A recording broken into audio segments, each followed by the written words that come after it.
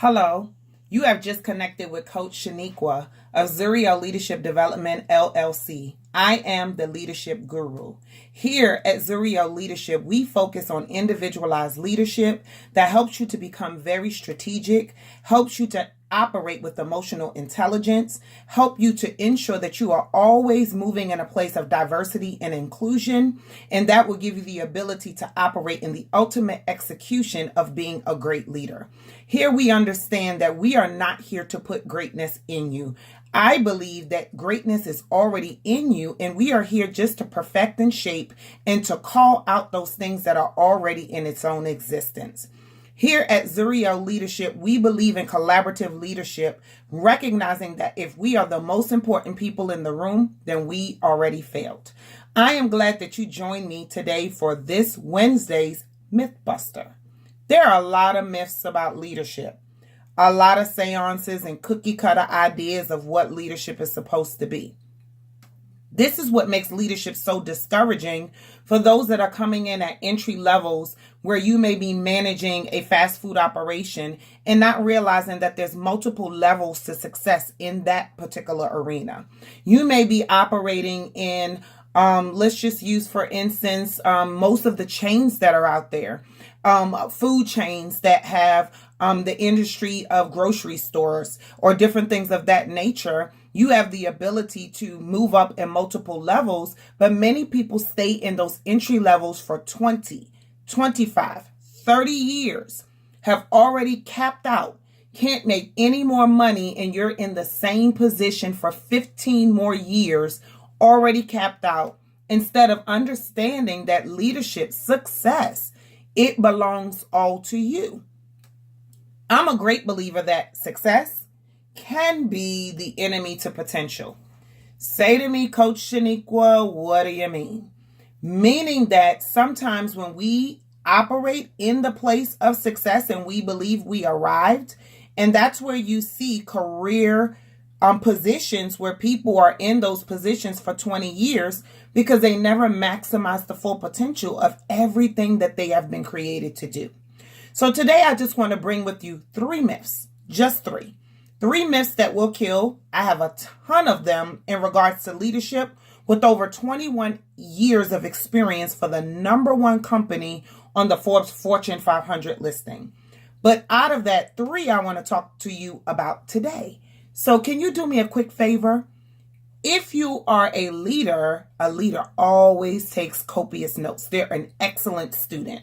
Would you grab, I call it the handy dandy notebook, a pen, paper, something you use. If you're not a journaler, I would definitely recommend that you do so because it's easy for you to keep up with the elements of who you are. But back on task to what we originally came to talk about for this Wednesday, which is our myth busters.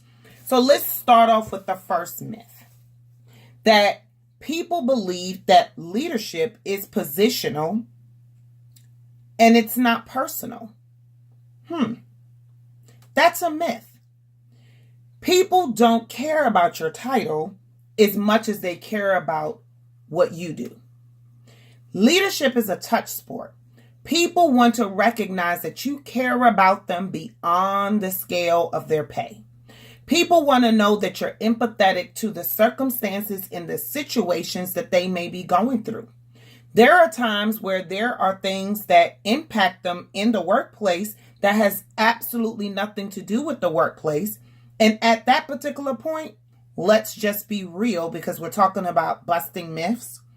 They really don't care about your position. They really want to understand that you have a personal touch and that you're not operating in the boss mentality. Let me just explain to you about bosses because I've worked for a couple. Bosses will just tell you where to go, but they don't lead you to any destination. They're very in tune to what needs to be done, but they're not really interested in what you need to do to achieve it in getting done. They're only looking for the end result. And if you burn out in the process, the only thing they want is the scale of success at the end. And they never remember the team that caused them to get to the destination. Those are normally those people you call bosses. But we don't want to be a boss, do we? No, I didn't think so. I really believe that we want to be a leader because a leader is very directional. And in being directional, you also got to make sure that you're very personal and that people will work for you, because remember, at the end of the day, your badge really makes them no difference. Let's move on to our next myth. Everything is going good. Nobody's complaining. No chi. I call it chi. That's when people are kind of scattering underneath their breaths and going in the background and having these little ultimate conversations that's supposed to be secretive, but somehow there's a leak. Well, many times we believe in leadership that everything we know makes it good. No, not true. We must realize that just because no one's talking doesn't mean that everyone is happy. Sometimes you have those people that are very uncomfortable or may not be able to articulate exactly what they're feeling. So they don't want to come to you in an emotional state and feel that everything that they put on the plate becomes a point of rejection. So we have to be very careful that we pay attention to things that are not being said, but they're being said.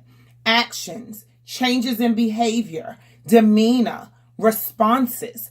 All of those things are critically important. So it is a total myth that if nobody's talking and nobody's complaining, that everything is hunky-dory. It's not hunky-dory.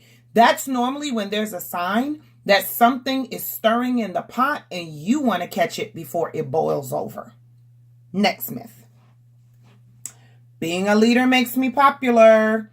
I want to be the one. I want to be the only one. I want to be in charge, in front. You report to me. I'm on top. You're on the bottom. Shout me up. Hooray! Myth. I will tell you that being a leader is not very popular, especially when you have to make impactful decisions that impact people. Those are not very popular topics. Those are not very popular situations. And many times when people are operating in the emotional state, they don't understand what needs to happen because they can't see the end state that you do as the leader. So you shouldn't take a leadership position if you're looking for a position of popularity. You should take that position for the ultimate purpose of leading people, which means that you got to lead people to truth. Their truth may not be your truth, but you still got to lead them to the truth of the matter in the current circumstance and the situation that they are currently in. So those were 3 myths that you commonly hear in the workplace, in the corporate arena, whether it be in an organization, a small business. These are the things that you need to weed out because they can become a huge distraction. And we know those distractions turn into chaos. What ends up happening is that people stop fulfilling and feeding their purpose. And because they stop feeding their purpose starves and their distractions become a monster. So we don't want any monster leaders running around here eating people up. So it is critically important that you take these 3 pivotal points, and if you are operating in any of these, course correct. I thank you for your time of connecting with me for this Wednesday's edition of Mythbusters. I have some wonderful things that's coming up. If you're on Facebook, please check out my page manager, Zuria Leadership Development, LLC. Check out the page where we have tons of events that's coming up. We know that February, we are going to stream all the way live. So we are going to be going global in the things that we are doing. So please connect with me. If you are on Instagram, check me out at That Integrity Chick. Why am I that integrity chick? Because a leader should always, point number 1, lead with honesty and absolute integrity. That means even when you got to tell your own self off because you're not doing the right thing. You can also catch me at my website at www.zurioleadership.com. If this video did anything for you, thumbs up. Give me a thumbs up, and I appreciate the time that you have spent with me on today. Until we meet again, as always, I'm going to dare you to be different.